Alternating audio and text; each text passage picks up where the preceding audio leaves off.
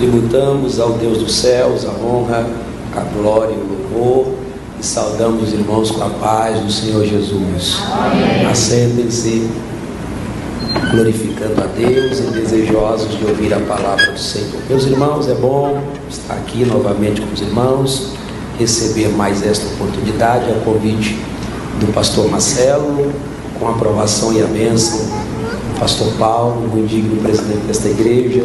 O encontramos agora há pouco aqui na chegada e aqui estamos para servir ao Senhor e agradecer ao pastor Marcelo. Muito obrigado, sempre lembrar de nós para que temos uma oportunidade. Louvar a Deus pela vida dos demais pastores, pastor Humberto, pastor Reginaldo, o pastor, todos que aqui estão, minha esposa que me acompanha. Estou vendo ali o irmão Célio Maio, Helena, está ali o Thomas, está ali o companheiro ali também. Deus abençoe todos vocês. Ouvi a Kathleen louvando a Deus, Deus abençoe, muito bom. E aqui estamos para aprender da palavra de Deus. Quem quer aprender mais da palavra de Deus? Irmã Maria, Deus abençoe. Meus amados, antes de eu começar a pregar, deixa eu fazer uma consideração por dessa mensagem, tá bom? Me empenharei o máximo para chegar à conclusão dessa mensagem. No entanto, se não conseguir dar tempo, inclusive foi me dado um bom tempo, eu gostaria essa noite de pedir que aquele nosso lado reflexivo, né? Porque quem vem no culto da quarta-feira, a gente quer aquela palavra de enfrentamento, aquela coisa de, sabe, poder, graça. Não que Deus não vá fazer isso. Eu estou dizendo que a primeiro momento, nesse início da mensagem, eu gostaria de repassar tudo aquilo que busquei da parte de Deus, tanto para os senhores e senhoras que estão aqui presentes, como aqueles que estão nos assistindo aí pelas redes sociais. Tem gente até no Japão, né? Os pregadores de hoje têm um pouco mais de privilégio, né? Prega para a multidão virtual, né?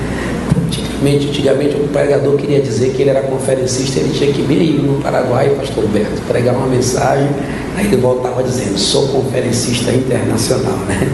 Hoje a gente alcança vidas aí em muitos lugares. Eu gostaria de pedir que você abrisse a sua Bíblia em Gálatas, no capítulo 1. Vamos fazer uma leitura um pouco extensa, versículo 6 até o versículo 11, e depois nós vamos ler Romanos, capítulo 1, de 15 a 17, tá bom? Enquanto os irmãos procuram Gálatas, capítulo 1, eu quero aqui agradecer as orações dos irmãos. Eu até recebi um vídeo dos irmãos orando enquanto estávamos viajando para o estado do Maranhão. Fomos de carro, uma viagem de 3.000 quilômetros, e no retorno nós tivemos lá um imprevisto. O carro que nós estávamos, um carro emprestado, ele acabou dando um grave defeito e não pôde prosseguir a viagem. Inclusive, pessoas aqui da sede estão me ajudando e eu quero agradecer publicamente, né? Eles sempre estão aqui no culto, o pastor Hélio e também o nosso irmão Roberto, que tem nos ajudado muito, muito, muito, muito. Eu sou devedor e oro pela vida deles para que Deus os abençoe. Você achou Gálatas capítulo 1? Diga glória a Deus. Atenção à leitura, tá? Maravilhe-me de que tão depressa estejais passando daquele que vos chamou à graça de Cristo para outro evangelho, o qual não é outro, mas há alguns que vos inquietam e querem transtornar o evangelho de Cristo. Mas ainda que nós mesmos ou um anjo vindo do céu vos anuncie outro evangelho, além do que já vos tenho anunciado, seja anátema. Assim como já dissemos, e agora de novo também repito, se alguém vos anunciar outro evangelho, além daquele que já recebestes, seja anátema. Porventura procuro eu agora o favor dos homens ou de Deus? Ou procuro agradar a homens? Se agradasse ainda a homens, não seria servo de Cristo. Mas faço-vos saber, irmãos, que o evangelho que por mim foi anunciado não é segundo os homens, porque não recebi, nem aprendi de homem algum, mas pela revelação de Jesus Cristo. E você diz amém. Vá lá para Romanos, capítulo 1, versículos 15 a 17. Romanos 1, 15 a 17. E assim, quanto está em mim, estou pronto para também vos anunciar o evangelho a vós que estáis em Roma, porque não me envergonho do evangelho de Cristo, porque é o poder de Deus para a salvação de todo aquele que crê, primeiro do judeu e também do grego, porque nele se descobre a justiça de Deus de fé em fé, como está escrito. Vamos ler juntos, mas o justo viverá pela fé. Vamos mais uma vez ler juntos essa frase, vamos lá? Mas o justo viverá pela fé. Redobre a sua atenção, quanto mais atenção, mais rápido eu termino. Entre as linguagens mais conhecidas do que nós chamamos hoje de mundo virtual, existe o que se chama de top trends. Eu não sei falar inglês, mas tentei, viu? Que traduzido para o português, irmão, se refere às principais tendências ou os principais assuntos mais comentados na chamada internet. E por mais que você não queira estar conectado, se afaste das redes sociais ou de qualquer tipo de vínculo com a internet, inevitavelmente, alguns assuntos sempre vão nos chegar aos ouvidos. Sempre vai ter uma informação, um burburinho, alguém vai comentar, alguém vai perguntar: você viu na internet? Você já está sabendo? Por quê? Porque quando um assunto ganha destaque, ele passa a ser repercutido, compartilhado por várias pessoas. E vale aqui lembrar que há quase um mês atrás, o assunto mais comentado da internet desencadeou-se a partir de uma música composta e interpretada por uma jovem que foi alvo de elogios, mas sobretudo de muitas críticas. E não só críticas, mas um verdadeiro linchamento virtual. Muita gente resolveu dar a sua opinião, falar sobre a música, e o principal destaque dessa música, que gerou críticas, insultos e tantas outras coisas, estava numa frase. E essa frase ficou aí circulando, bastava a gente abrir a internet e já se deparava com essa frase. E a frase é a seguinte: o Evangelho de Fariseus. Quem ouviu essa frase aqui? Tá, e já para começo de conversa, para você não ficar desconfortável achando que eu vou falar da música, da opinião, eu não estou aqui para isso. Estou aqui para lhe trazer uma mensagem de Deus. Mas quando a gente ouve sobre essa proposta de Evangelho de Fariseus, duas coisas nos vêm à mente. Primeiro, que os fariseus existiram e de uma certa forma, em alguns aspectos, ele ainda existem nos dias de hoje, disso nós sabemos. Mas existiria de fato um evangelho que pudesse ser denominado de Evangelho de Fariseus? O que a Bíblia fala sobre isso? E eu estou fazendo essa pergunta por quê? Porque hoje nós vivemos um tempo bem complicado, queridos pastores. Pessoas que nunca leram a Bíblia, que não param para estudar a Bíblia, querem opinar sobre assuntos relacionados à igreja, porque simplesmente ouviram alguma coisa ou ouviram alguém falando. Então, aproveitar que está sendo filmado, se você não é cristão, se você não tem muito prazer com relação à igreja, eu quero lhe dar um conselho. Sempre que um assunto da igreja for vinculado na internet, tem um lugar onde você possa saber se aquele assunto é verdade ou não. Nem precisa vir à igreja, basta pegar uma Bíblia Sagrada, abrir essa Bíblia e você vai encontrar se o assunto está correspondente à igreja e, sobretudo, vai saber se o que estão falando sobre aquele assunto de fato era o Evangelho ou a palavra de Deus. Então, essa noite eu gostaria, irmãos, que nós pesquisássemos de forma muito sucinta e pudéssemos ser coerentes em dizer que, para falar de Evangelho, a única fonte que pode falar com clareza, tirando todas as dúvidas, é a palavra de Deus. Porque tanto o Criador como o preservador desta expressão Evangelho é o próprio Deus, e a gente precisa esclarecer algumas coisas importantes. Primeiro, vamos pensar no que de fato é um Evangelho. Se alguém te perguntasse o que é Evangelho, ora, de forma muito sucinta, quando você lê no dicionário, qualquer dicionário que você pegar, você vai ver que Evangelho significa boas novas, boas notícias ou alegres notícias, notícia de grande alegria. De forma sucinta, você resume assim. Mas se você quiser aprofundar mais o que de fato é o Evangelho se refere à boa notícia da chegada do reino de Deus, trazendo aos homens aquilo que lhes era impossível alcançar por si próprio. O que? A salvação, que só pode ser conquistada em Cristo Jesus, o nosso Senhor. No seu poderoso sermão no dia de Pentecostes, aliás, o pós-Pentecostes, logo após a cura do coxo e nascença, em Atos capítulo 4, versículo 12, Pedro deixa deixa bem claro: e em nenhum outro a salvação, porque debaixo do céu não há outro nome dado entre os homens pelo qual importa que sejamos salvos. Então, quando você recebe a salvação, ela é oriunda dessa boa notícia chamada Evangelho que chegou até nós. No grego, a expressão diz respeito não só à notícia, mas também sobre a recompensa que recebiam aqueles que traziam uma boa notícia. Se alguém trouxesse uma boa notícia, ele era recompensado por essa boa nova pregada. O Evangelho foi pré-anunciado lá no livro de Gênesis, no Gênesis 3,15, logo após a queda do homem. A Bíblia diz que Deus declara uma sentença sobre a serpente. Deus diz: olha, da semente da mulher vai nascer um que vai esmagar a tua cabeça. Os estudiosos chamam aquilo de proto-evangelho. É a primeira verbalização da boa notícia de que a humanidade não ficaria perdida, mas que o próprio Deus levaria a cabo o seu plano especial de nos fazer um povo seu, zeloso de boas obras. E Ele já nos enviou essa salvação, e eu estou pregando para salvos aqui esta noite, que foram alcançados por causa do Evangelho. Até aqui você pode dizer amém?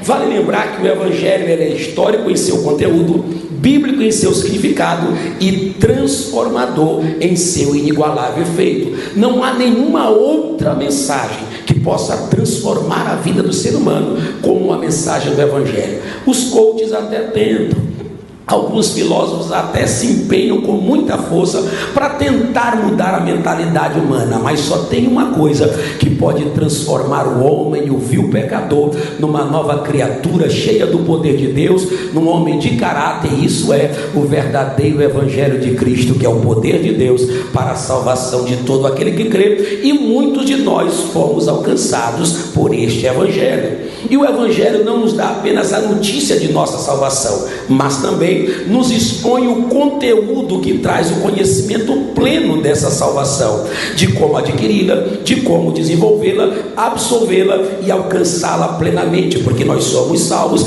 mas seremos salvos eternamente. Aqui ainda corremos o risco de perder a salvação, e é por isso que a Bíblia dá muitos conselhos, e um deles disse Paulo aos Coríntios: aquele que pensa estar de pé, cuide para que não caia. Hebreus capítulo 2 diz que por esta razão importa nos apegarmos com mais firmeza e verdades ouvidas, para que delas jamais nos desviemos. Então você que está na presença de Deus, se segure na videira verdadeira, como foi lido essa noite, para que você receba plenamente a salvação um dia e esteja para sempre com o Senhor. Você pode dizer amém?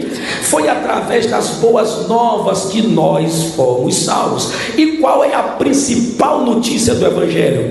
Cristo sofreu, morreu morte de cruz para conquistar aos homens a salvação. E vale a pena dar ênfase a isso aqui, porque estão transformando o Evangelho numa propaganda enganosa. Estão dizendo por aí que Cristo morreu para dar carro, para dar casa, para tornar alguém rico, para prosperar financeiramente. Essa nunca foi a proposta do verdadeiro Evangelho. O verdadeiro Evangelho se prega assim, ó: se alguém quer vir após mim, negue-se a si mesmo, tome a sua cruz e siga-me, porque quem quiser salvar a sua vida, perdê-la, mas quem perder a sua vida por minha causa e por causa da palavra, esse a salvará. E quem já salvou a sua vida porque deixou tudo para servir a Jesus, glória a Deus.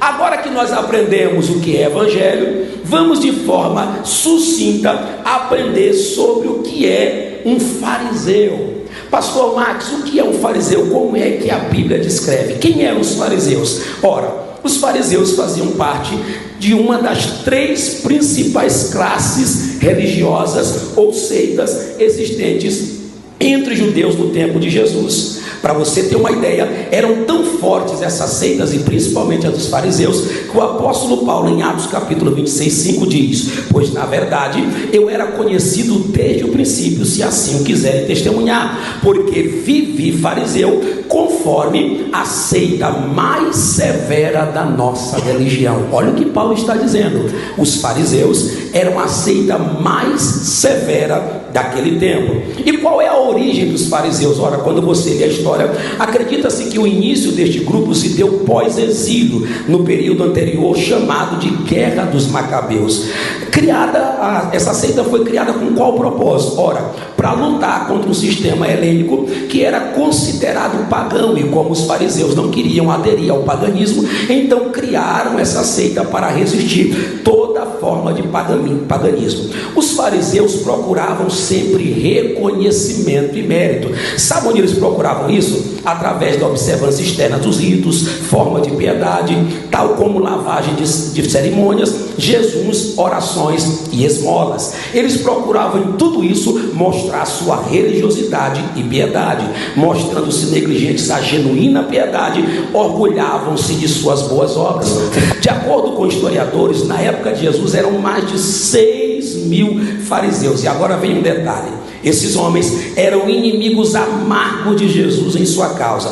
Foram, por outro lado, duramente repreendidos pelo próprio Cristo por causa da sua avareza, ambição, confiança vazia nas obras externas e aparência e piedade, a fim de ganhar popularidade. Em síntese, os fariseus queriam popularidade, aplauso e serem reconhecidos. E agora que a gente já tem essas duas definições, poderíamos porventura dizer que os fariseus poderiam se apropriar do evangelho? Ora não. Por quê? Porque quando a Bíblia se refere ao evangelho, e agora eu sei que você vai se alegrar, ela deixa bem claro que tudo aquilo que está conectado ao evangelho nunca se conectou à proposta da vida dos fariseus. Por exemplo, em Mateus 4:23, Jesus revela como o evangelho do reino. Em Marcos capítulo 1, o evangelista o descreve como o evangelho de Jesus Cristo. Em Atos 20:24, o apóstolo Paulo se refere ao evangelho da graça de Deus. Lá em Romanos 1:1, ele é chamado só de o evangelho de Deus.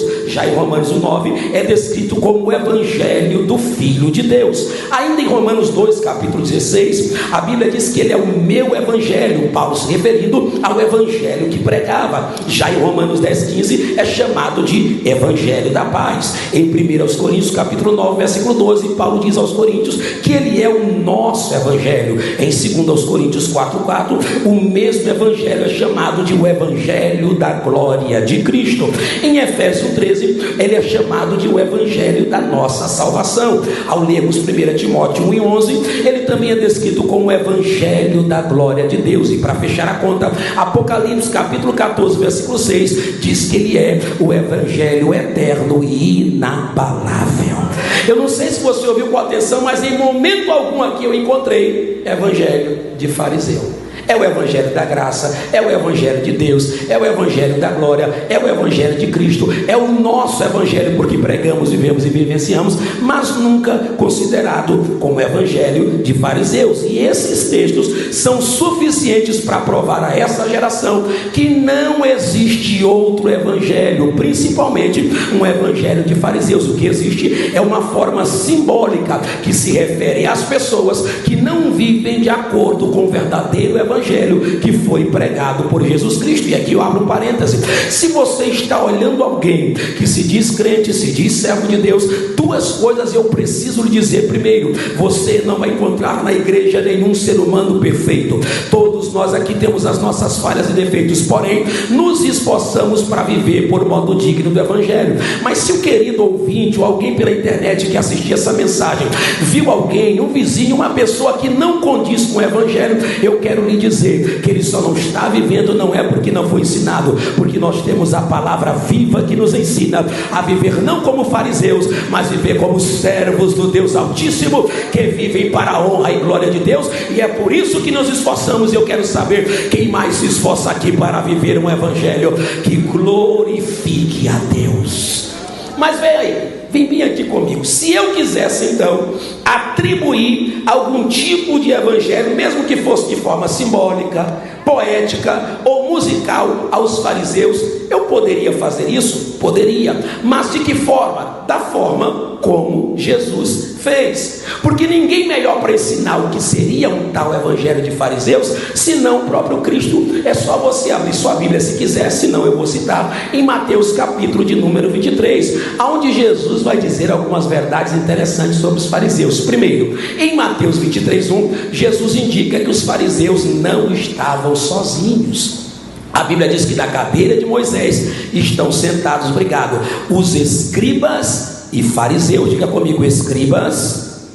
Vamos lá, irmão, escribas e fariseus. Então não eram só eles, os escribas também estavam ali, que faziam parte desse grupo religioso como intérprete da lei. E eles estavam assentados aonde? Na cadeira de Moisés. E em Mateus 23:3, Jesus diz algo interessante. Jesus diz: olha, façam e guardem, pois tudo quanto os fariseus vos disserem, porém não os imiteis nas suas obras, porque dizem e não fazem. E aqui a gente já aprende uma coisa: se tivesse um evangelho do fariseu, a única coisa que não tinha nele era prática. Eles ensinariam muito bem, instruíam muito bem, mas na hora de colocar em prática, aí é que a coisa apertava. E Jesus disse: olha, quando eles ensinarem, não rejeitem o ensino deles não, ouçam a palavra, até porque a palavra não é deles, mas não pratiquem as suas obras. Sabe o que Jesus está falando? Ele está falando da importância fundamental dos fariseus, porque tinham esse reconhecimento da autoridade que carregavam ao seguir a lei de Moisés. Fiéis ou infiéis, o fato é que eles ocupavam a posição de mestres públicos. E aqui eu abro mais um parêntese: o que não falta nessa nossa internet da vida, e até mesmo entre a igreja, irmão, é gente se autodenominando mestre. O camarada leu 4 livros, fez uns 2 cursos, estudou um pouquinho, leu a Bíblia, daqui a pouco ele já sabe mais do que todo mundo, mais do que o pastor dele, mais do que quem dirige o culto, mais do que as pessoas na casa dele. E muitas vezes, irmãos, é só conhecimento que está empachando aquela pessoa, mas falta muito a prática. Eu prefiro saber pouco do evangelho, mas estar me esforçando para viver de modo digno dele, do que mostrar um conhecimento amplo e nada dele está sendo praticado por nossas vidas. É óbvio que ninguém consegue praticar tudo, mas pelo menos estamos aqui nos esforçando dia a dia para entrar pela porta estreita. Quem assim está se esforçando pode dizer glória a Deus. Porém, enquanto o ofício deveria ser respeitado, o mau exemplo de vida daqueles mestres não deveria ser imitado. Então aqui tem um recado interessante: nunca olhe para a igreja ou para o evangelho dizendo assim: ó, eu não quero ser crente não, porque olha como está andando fulano, olha como está andando Beltrano, olha aí a vida de Ciclano. Irmão, nós não estamos aqui para apoiar a nossa fé nos homens. O apóstolo Paulo, pregando ao Coríntios, disse: quem é Paulo? Quem é Apolo? Nossa fé não está baseada em qualquer homem, por mais usado, por mais ungido, por mais poderoso seja considerado. A fé está firmada no autor e consumador da nossa fé, que é Jesus Cristo, que enquanto andou aqui na terra, nunca cometeu um pecado e nem da sua boca se ouve dolo algum, porque era o homem perfeito. Glória a Deus. Então vamos parar de colocar pretexto que eu não estou bem na igreja por causa daquele, não estou firme por causa daquela, porque o teu alicerce não é homens, o teu alicerce é Jesus Cristo, o Rei dos Reis, que está sentado sobre o trono. Você pode dizer amém? Os ensinamentos deviam ser observados até onde estivesse respaldado pelas Escrituras, mas não deveriam ser obedecidos se se tratasse em contradição à palavra de Deus. Preste atenção nisso aqui.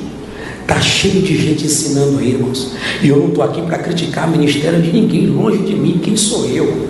O problema é que essa turma está tão ávida por cada um querer saber mais do que o outro. Eu sempre digo uma coisa, e agora o recado é bem pesado para quem prega, principalmente pelos pregadores da internet. A internet não é um ringue para o evangelho, ela é um braço para alcançar mais almas. Quando um pastor vai brigar com outro na internet, degladiar com outro, ele está fechando a porta do reino dos céus. Na internet a gente deve continuar o que a gente diz aqui: Jesus salva, Jesus cura, Jesus batiza com o Espírito Santo e vai levar para o céu. Pastor, e quem está certo? Nem A nem B. Quem está certo é a palavra viva de Deus, que pode salvar o homem que a ela se achega. Mas os camaradas estão querendo é dinheiro, é visualização, é like, é curtida, é seguidores. E nós não viemos para trazer seguidores a nós, mas para formar discípulos ao nosso Senhor Jesus Cristo, que disse: ide fazer discípulos de todas as nações. Então, meu queridinho que tem um monte de seguidor, você que tem milhares de gente, não feche a porta do reino dos céus. Pregue para a pessoa o evangelho. Ah, mas eu quero discutir e mostrar minha teologia. Vá para uma classe de escola dominical. Vá para uma classe como a Estiadec, é lá que a gente discute, debate, tira dúvida. Em púlpito se prega a salvação em Cristo Jesus, a libertação, a cura, o poder, a graça de Deus que está aqui. Eu sinto essa graça descendo aqui, porque o verdadeiro evangelho ainda existe para a glória de Deus. Quando a gente continua em Mateus 23, a partir do versículo 4, Jesus passa a fazer exposição dos principais comportamentos que revelavam a hipocrisia e religiosidade dos fariseus. Eu vou ser bem rápido isso aqui. Olha o que Jesus vai dizer, versículo 4: atavam fardos pesados, difíceis de carregar, colocavam sobre os ombros dos homens, mas eles nem com o dedo queriam mexer nos fardos. Ou seja, queriam que os outros fizessem o que eles mesmos não faziam. Versículo 5: praticavam todas as suas obras com o fim de serem vistos pelos homens. Versículo 6: amavam os primeiros lugares nos banquetes e as primeiras cadeiras nas sinagogas. Olha para cá, isso aqui é fato hoje. Quando eu entrei na igreja, irmão, eu aprendi que o nosso primeiro lugarzinho quando a gente chega é sentar lá atrás. E aqui eu me refiro principalmente a quem prega, quem dirige, quem canta. Sente lá, espere que o pastor ou que alguém lhe convide, principalmente se você estiver fora da sua casa. Mas hoje há uma briga pelos primeiros lugares, pelas cadeiras e posições. Isso é característica de algo que não combina com aqueles que entendem qual foi o ensinamento de Jesus. Jesus disse que o menor seria o maior, e quem quer ser o primeiro se tornasse o último para ser o primeiro na presença de Deus. Versículo 7 do capítulo 23 de Mateus: amavam as saudações nas praças e os serem chamados mestres pelos homens. Tome cuidado. Essa ideia de muita gente se dirigir a você: você é mestre, você é isso, você é aquilo. Eu sei que às vezes se fala num tom humorado, de brincadeira, mas era característica dos fariseus serem ovacionados pelas pessoas. Ali vai um homem grande, ali vai um mestre. Sabe o que é mais bonito? É dizer: ali vai uma serva de Deus, vai um servo de Deus, vai um ministro de Cristo. Versículo 13: fechavam a porta do reino dos céus, não entravam e nem deixavam quem queria entrar. Isso aqui é difícil, viu, irmão? O camarada está querendo igreja, está querendo salvação. Quem está lá na porta, eu estou falando de forma simbólica, não entra e nem deixa quem está querendo entrar. Sabe aquela frase que diz assim: ó, se eu não puder ajudar, prejudicar o que eu não faço, se eu não puder ajudar, atrapalhar o que eu não faço. Muita gente deveria carregar essa frase. Se você não entende o que é o evangelho, deixa quem quer entrar para entrar, e aqui Jesus vai esclarecer o que deve ser esclarecido. 14: devoravam as casas da viúva e usavam como pretexto longas orações. E hoje isso aqui é virtual. Antes eles entravam nas casas, faziam aquelas orações poderosas e eram com propósitos egoístas e mesquinhos. Hoje, você já ouviu falar aí do profeta do Pix? Já ouviu falar das lives mentirosas? Do eu estou sentindo aqui, do Deus está me falando. E aqui eu quero fazer aqui uma exortação bem pura e com coração à igreja.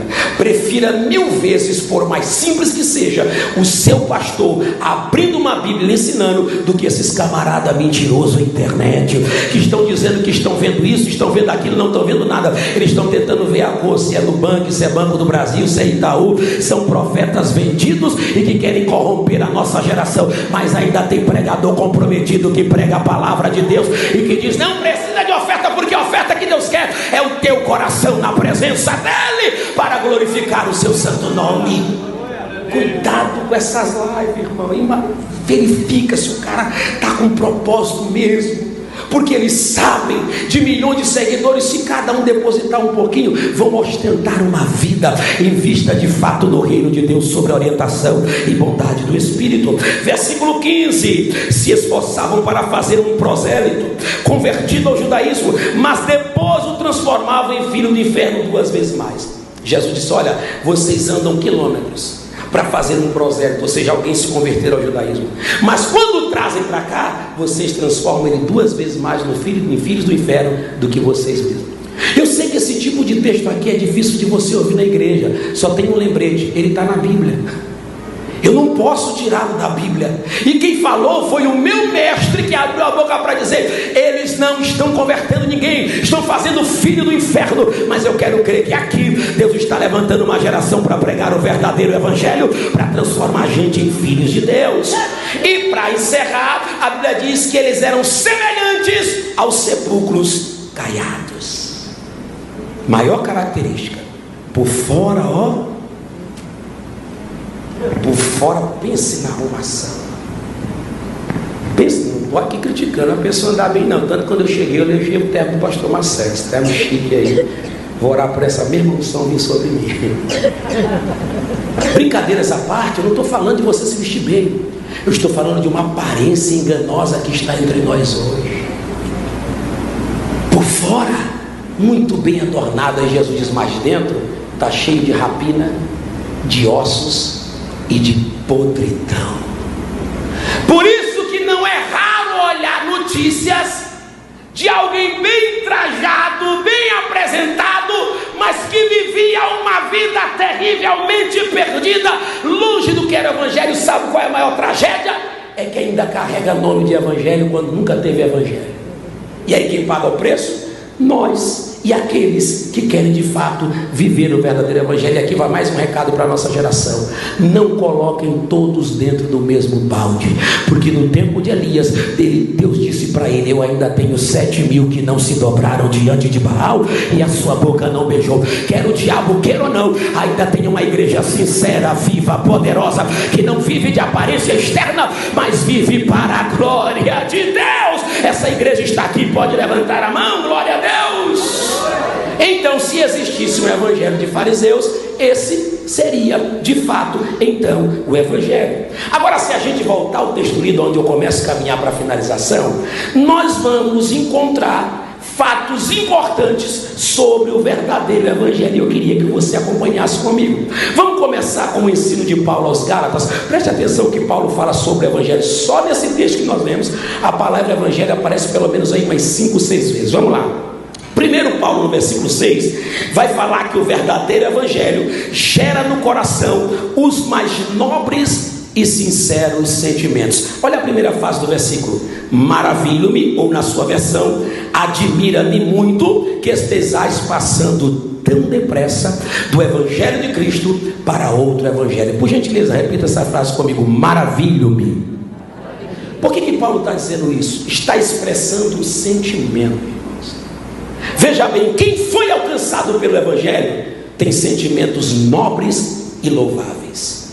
E que sentimento é esse? De espanto, de admiração pela mudança que estava acontecendo aos crentes da Galácia do Sul. Paulo não tinha dificuldade de apresentar seus sentimentos. Por exemplo, segundo aos Coríntios capítulo 11, versículo 1, 2 e 3, ele diz assim: suportem-me na minha loucura, suportem-me um pouco mais, porque eu estou zeloso de vós, com zelo de Deus. Preste atenção, primeiro ele se admira, agora ele se apresenta com zelo. Diga comigo, zelo. Ou seja, ainda tem gente que não olha para a noiva como objeto, mas está zelando pela tua alma em oração. Quando você vem aqui quarta-feira, tem um grupo orando por você para zelar da tua vida espiritual e para dizer: vai firme, vai firme, vai firme. Cuidado, porque aí fora não faltam. São interesseiros que não estão olhando para você, mas estão olhando para o que você tem.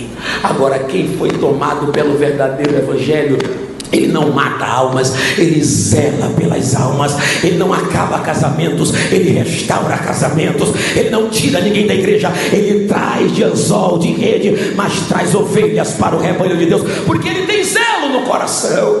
Outro sentimento de Paulo era o sentimento de temor. Está no versículo 3 de 2 Coríntios 11. Ele diz: eu temo que assim como a serpente enganou a Eva, assim também vocês sejam enganados. E que temor é esse? Receio de que os crentes caiam no engano, caiam no erro e comecem a apostatar da fé. Eu posso lançar uma profecia para a sua vida: você não cairá no engano, porque o zelo de Deus e o temor haverá de guardar a sua vida. No versículo 28 de 2 Coríntios 11, ele diz: além das coisas exteriores, há o que pesa sobre mim, o cuidado, a preocupação com todas as igrejas. Paulo, um homem preocupado.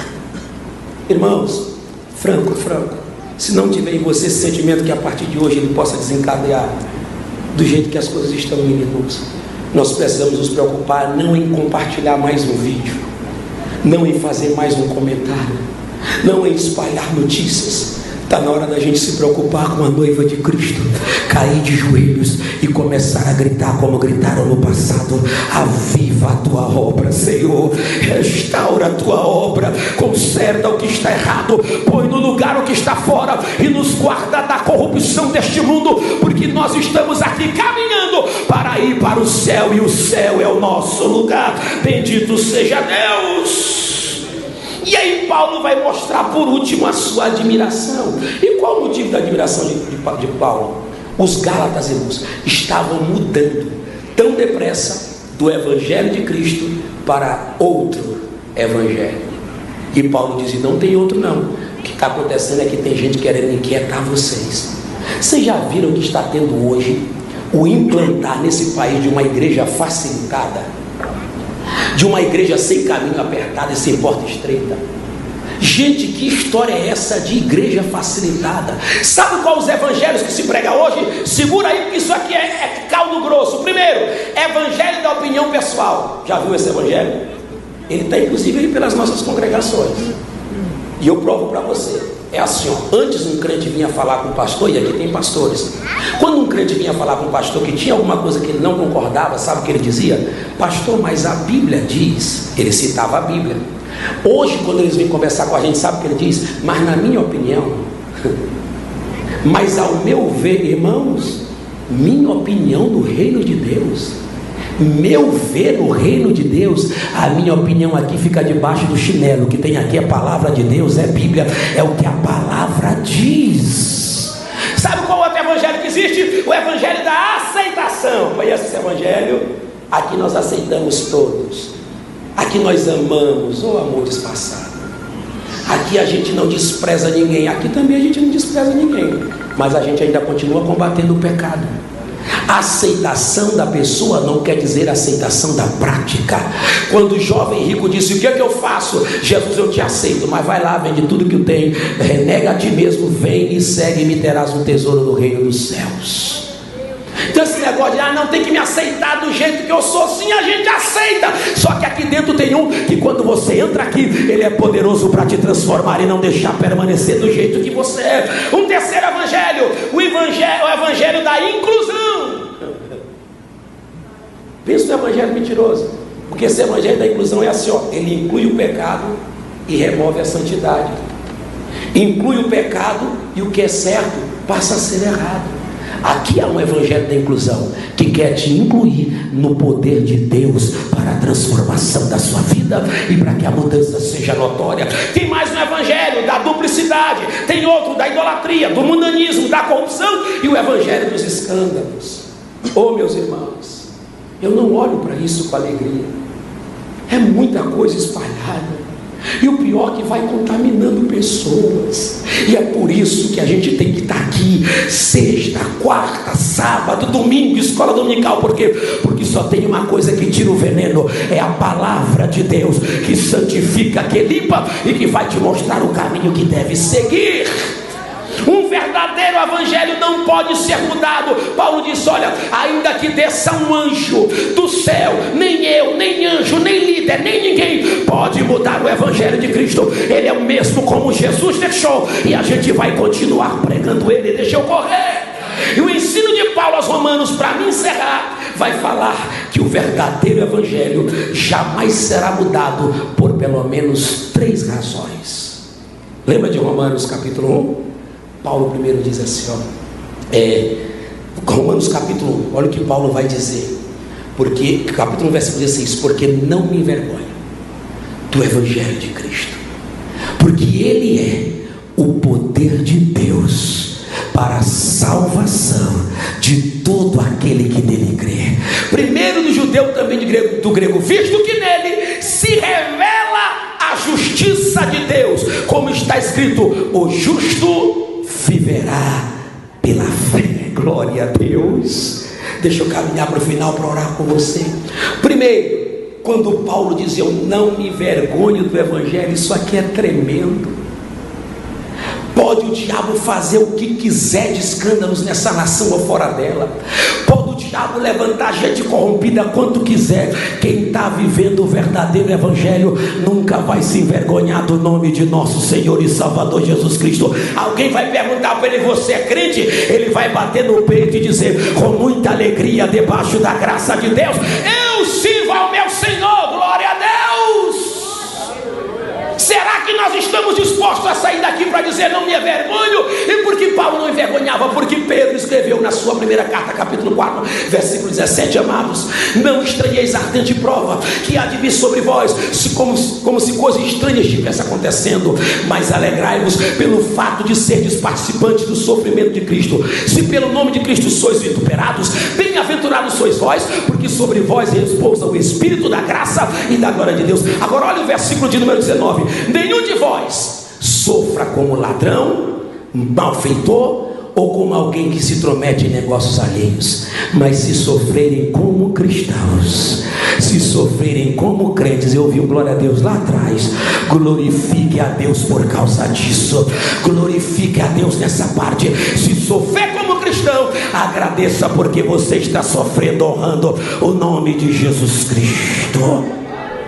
Não me envergonho do evangelho. E por que não envergonhar? Eu digo quando você ficar de pé. Fique de pé, por gentileza. Por que não envergonhar? Diga comigo, por favor, bem forte para sentir os efeitos. Diga: Ele é o poder de Deus. Há pelo menos 2 anos, por onde eu passo pregando, eu tenho pedido a Deus a graça de não pregar um evangelho só de palavras, porque falar bonito tem muita gente. Agora há pouco o pastor Humberto aqui mencionou algo que faz parte desse contexto da mensagem. Eu nunca vi um tempo de tanta gente doente, irmãos, principalmente crente. Permita-me deduzir algo, permita-me, com temor e tremor. Será que não chegou um tempo da gente entender que mesmo que haja recursos, uma medicina moderna e avançada, o primeiro lugar para onde a gente tem que olhar é para o poder daquele que ainda pode curar as enfermidades. Culto de quarta é culto para ministrar cura, é culto para dizer que o câncer ainda pode sair, para dizer que a Covid cai por terra, que a dengue não tem mais poder do que a glória de Deus que está manifesta nessa casa.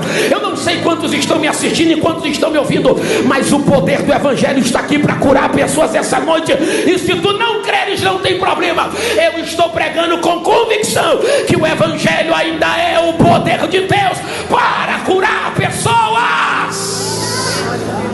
O problema é que parece que a gente senta aqui e que é só um bom culto, que é só um culto bonitinho, com uma música bem cantadinha, com uma mensagem bem alegria. Não, irmãos, uma boa música, uma boa mensagem, mas sobretudo presença, presença, presença, presença, presença, presença e poder de Deus. Alguém está sentindo esse poder aqui essa noite? Alguém quer sentir esse poder aqui essa noite? Aí na sua casa tem poder de Deus se manifestando. Aqui em cima está pegando fogo, irmãos.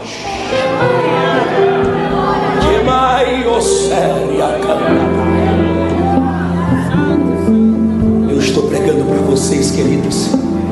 Por favor, feche os olhos. Não é porque eu estou mandando, não. É porque tem algo acontecendo aqui agora.